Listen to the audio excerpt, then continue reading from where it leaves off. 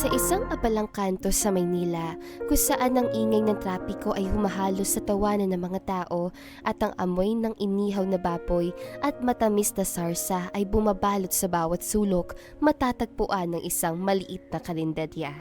Hindi ito marangya at mayroon lamang itong ilang plastik na upuan at mesa sa ilalim ng isang lumang tolda na halos kupas na ang kulay. Ngunit sa kabila ng simpleng anyo nito, ito ay isang kanlungan para sa maraming naghahanap ng mabilis at masarap na pagkain. Dito halos araw-araw makikita si Piolo. Si Piolo ay hindi mo akalain ng isang taong may malaking ambisyon. Sa kanyang simpleng t-shirt at maong, ang kanyang kalmadong kilos para siyang ordinaryong mamamayan na nagtatrabaho sa isang opisina. Ngunit sa loob niya mayroon isang kwento ng pagpupursigi at tagumpay na kakaunti lamang ang nakakaalam. Para kay Piolo, ang bawat tusok ng kwek-kwek, ang bawat kagat ng fishball ay hindi lamang nagbibigay ng kasiyahan sa kanyang panlasa. Isang paalala ng kanyang pinagmulan na mga panahong wala siyang halos makain at na mga pangarap na unti-unti niyang binuo mula sa wala. "Manang, isa pa pong kwek-kwek at isang stick ng isaw," sabi niya sa tindera na matagal na niyang suki. Ngumiti si Manang sa kanya na sanay na sa kanyang regular na presensya. "Naku Piolo, parang hindi ka nagsasawa sa street food," sabi ni Manang habang inihahanda ang kanyang order. "Hindi po Manang, ito po ang paborito ko. Ito po ang nagpapaalala sa akin ng mga panahong nag-aaral pa ako. At ito lang ang kaya kong bilhin," sagot ni Piolo na may bahagyang ngiti sa labi. Ang mga alang-alang yon ay hindi niya ikinakahiya, sa halip ito ang nagpapatatag sa kanya. Ang bawat hirap na pinagdaanan niya ay nagbigay sa kanya ng aral na hindi matutumbasan ng anumang yaman. Habang abala si Piolo sa pagkain, isang itim na SUV na may makintab na pintura at may mamahaling tatak ang dahan-dahang huminto sa tapat ng kalendarya. Agad itong nakakuha ng atensyon ng mga tao sa paligid. Mula sa likod ng sasakyan ay bumaba ang isang babaeng may edad na. Nakasuot ng eleganteng damit na halatang galing sa isang butik at may bitbit na Hermes bag. Ang kanyang muka ay may bahid ng pagmamataas at ang kanyang mga mata ay laging naghahanap ng kapintasan sa paligid. Siya si Aling Magda, ang dating biyenan ni Piolo. Kasama niya ang isang magandang babae na agad na nakilala ni Piolo na si Josefa, ang kanyang ex-wife. Mas lalo itong gumanda at ang kanyang mga mata ay may kakaibang kinang na hindi niya nakita noon. Sa tabi ni Josefa ay isang matangkad na lalaki na may suot na business suit at may suot na mamahaling relo. Siya si Richard, ang bagong mapapangasawa ni Josefa. Ang kanyang tindig ay mayabang at ang kanyang ngiti ay may halong pagmamalaki. Nagkatingin na sila ni Piolo. Ang ngiti sa labi ni Piolo ay unti-unting nawala na napalitan ng isang konting pagkabigla. Hindi niya inaasahan na makikita niya ang mga ito sa lugar na iyon. Si Josefa sa kabilang banda ay nagulat din at agad na umiwas ng tingin, nahihiya sa kanyang nakita. Si Aling Magda na may matalas sa paningin ay agad na napansin si Piolo. Ang kanyang mga mata ay nanlaki sa pagkabigla na agad ding napalitan ng pagkasuya. "Piolo? Ikaw ba yan?" tanong ni Aling Magda na para bang hindi makapaniwala sa kanyang nakikita. Ang kanyang boses ay malakas, sapat para marinig ng ilang tao sa paligid at may bahid ng pangmamaliit. "Dito ka pa rin kumakain? Sa kwek-kwek at fishball? Akala ko ba may trabaho ka na? Hindi ka pa rin ba umaasenso? Sa dami-dami ng kainan sa Maynila dito ka pa rin sa kanto kumakain?" Tumayo si Piolo, pinunasan ng kanyang bibig gamit ang tissue. Ang kanyang puso ay kumirot, ngunit pinilit niyang manatiling kalmado. "Magandang hapon po, Aling Magda at Josefa." Bati niya ng may paggalang kahit na ang mga salita ni Aling Magda ay parang suntok sa kanyang dibdib. Tinignan niya si Richard, ang lalaking kasama ni Josefa, at tumango bilang pagbati na walang nangyari. Ngunit hindi na pinansin ni Aling Magda ang kanyang pagbati. Sa halip, sinuri niya si Piolo mula ulo hanggang paa na para bang sinusuri ang isang bagay na hindi kaaya-aya. Tignan mo naman ang itsura mo. Parang hindi ka nagbago. Hindi ka pa rin ba nakakabili ng desenteng sasakyan? Tignan mo nga si Josefa, may sarili ng sasakyan at si Richard may sariling kumpanya. Ikaw, dito ka pa rin sa kwek-kwek at fishball? Hindi ka ba nahihiya?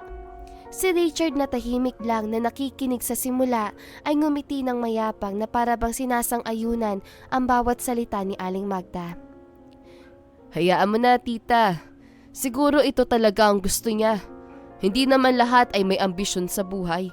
Ang mahalaga ay masaya siya sa kung ano siya, kahit sa ganyang kalagayan. Ang kanyang mga salita ay mas masakit kaysa sa diretsong palalait dahil ito ay may halong pagkaawa na mas nakakainsulto. Naramdaman ni Piolo ang mga tingin ng mga tao sa paligid. Ang ilan ay naaawa sa kanya, ang iba naman ay nanguhusga, ngunit nanatili siyang matatag. Hindi niya hahayaan na sirain ng mga salita nila ang kanyang araw o ang kanyang pananaw sa sarili. Mayroon po akong trabaho, Aling Magda, at kumakain po ako dito dahil gusto ko. Walang masama sa pagkain na street food. Ito ay bahagi ng ating kultura at masarap. Sabi ni Piolo. Walang masama? Tumawa si Aling Magda ng malakas na tila isang huni ng uwak. Kailan ka ba magbabago? Kailan ka ba magiging katulad ni Richard? Tignan mo, mayaman na, gwapo pa, at may magandang kinabukasan. Hindi katulad mo na hanggang ngayon mukhang walang direksyon sa buhay. Hindi ka pa rin ba natututo sa nangyari sa inyo ni Josefa? Namuo ang lungkot sa mga mata ni Piolo nang marinig ang pangalan ni Josefa. Naalala niya ang mga panahong sila pa, ang mga pangarap na sabay nilang binuo at ang mga dahilan kung bakit sila naghiwalay. Si Aling Magda ang isa sa mga pangunahing dahilan. Hindi niya kailanman tinanggap si Piolo dahil sa kanyang simpleng pamumuhay at sa paniniwala nitong wala siyang mararating. Aling Magda, hindi po sukatan ng pagkatao ang kung saan ka kumakain o kung gaano kakayaman. Mahinahon niyang tugon na may bahid ng pagod sa kanyang boses. Ang importante ay kung paano ka nabubuhay ng marangal at masaya. Ang tunay na yaman ay nasa puso at sa kung paano mo pinahalagahan ang mga bagay na hindi nabibili ng pera. Marangal? Masaya? Muling tumawa si Aling Magda na tila nagpaparinig sa buong kanto. Piolo, kung masaya ka sa ganyang buhay, edi sige. Pero wag mong isipin na may magandang kinabukasan ka pa. Tignan mong anak ko, masaya na siya ngayon. May Richard na siya, na kayang ibigay ang lahat ng hindi mo naibigay. Mga mamahaling gamit, magagandang biyahe, isang magandang bahay. Ano ang naibigay mo sa kanya noon? Puro pangako lang. Tinignan ni Piolo si Josefa. Nakayuko lang ito, tila ayaw makisama sa usapan at may bahid ng lungkot sa kanyang mga mata. Hindi niya alam kung ito ay dahil sa hiya o sa pagsisisi. Josefa, masaya ka ba? Tanong ni Piolo sa kanyang ex-wife na may pag-aalala sa kanyang boses. Nag-angat ng tingin si Josefa. Nag-aalangan siya at tila nahihirapan sa pagsagot, ngunit sumagot din siya, halos pabulong. Oo, Piolo. Masaya ako. Ang kanyang boses ay tila may bahid ng pilit. Mabuti kung ganoon. Sagot ni Piolo na may bahagyang ngiti. Ang mahalaga ay masaya kayo. Kung ito ang pinili ninyo, nirerespeto ko. Sana ay maging matagumpay kayo sa inyong buhay. Naiinis si Aling Magda sa pagiging kalmado ni Piolo. Hindi niya inaasahan ng ganoong reaksyon. Ano pa bang ginagawa mo dito? Hindi ka ba nahihiya? Ang laki-laki na Maynila. Dito ka pa namin nakita. Halika na, Josefa, Richard. Huwag na nating aksayahin ang oras natin sa mga taong walang patutunguhan. Baka mahawa pa tayo sa amoy ng street food. Tatalikod na sana sila nang biglang tumunog ang telepono ni Piolo. Hindi ito ordinaryong telepono. Ito ay isang mamahaling smartphone na hindi akalain ni Aling Magda na kayang bilhin ni Piolo.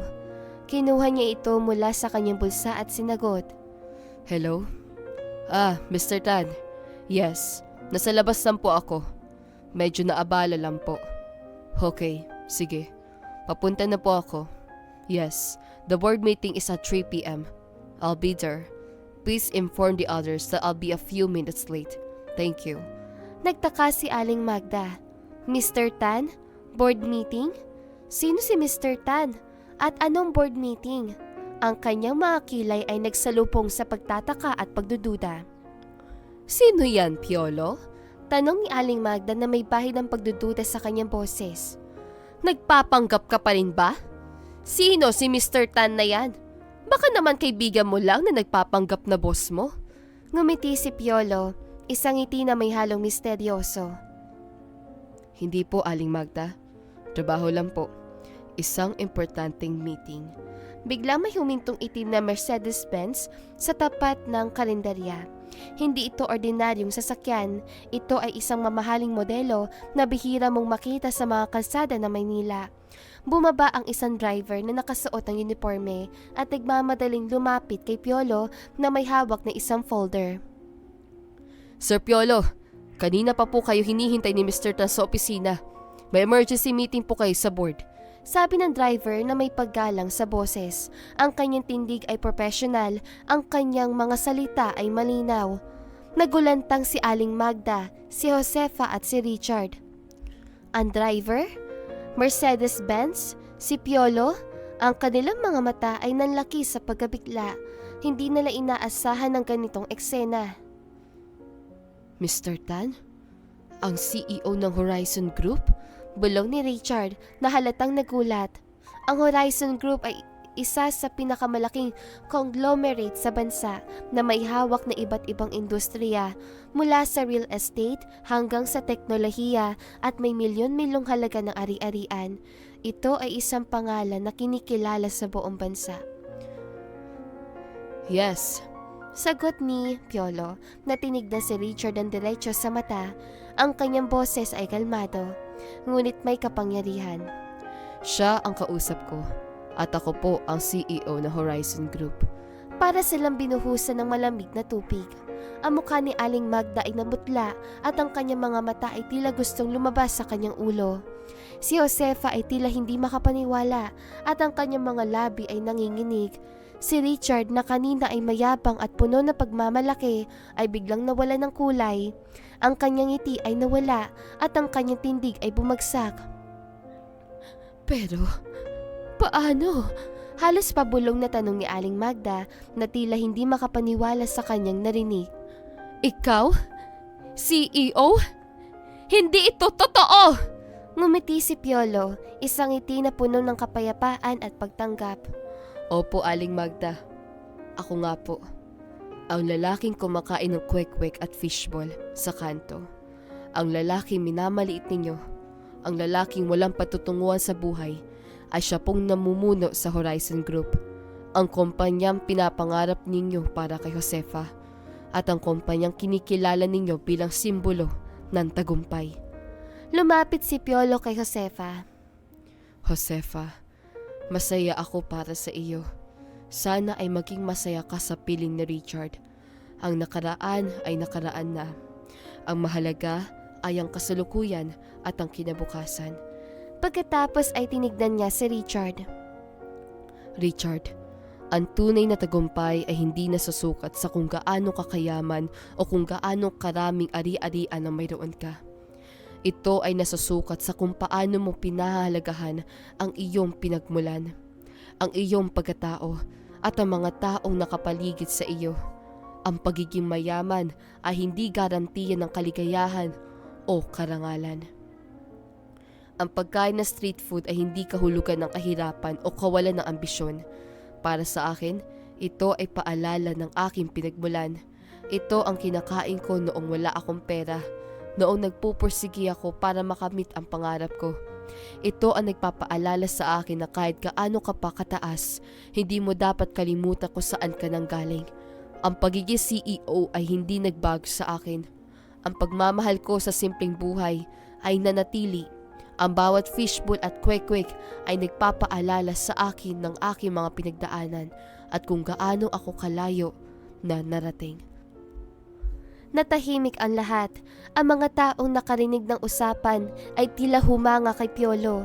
Ang dating paghuhusga sa kanilang mga mata ay napalitan ng paghanga at paggalang. Ang tindera ay nakangiti, tila'y pinagmamalaki ang kanya suki. Aling Magda, Patuloy ni Piolo na may malalim na paghinga. sana ay matuto kayong huwag manghusga ng tao batay sa kanilang panlabas sa anyo o sa kung saan sila kumakain. Ang tunay na halaga ng isang tao ay nasa kanyang puso at sa kanyang mga gawa. Ang pagmamahal at respeto ay mas mahalaga kaysa sa anumang yaman. Hindi makapagsalita si Aling Magda.